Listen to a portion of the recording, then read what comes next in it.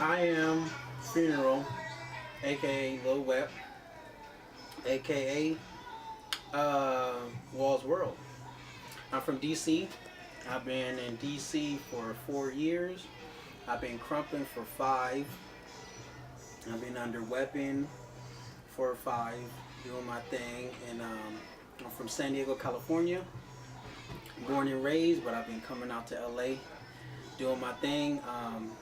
My style is creepy but gutter at the same time, but it's dead. So I call myself Funeral because it's a funeral service. You never know what you're gonna get at a funeral, but you know that everybody is coming to mourn the person who's already dead.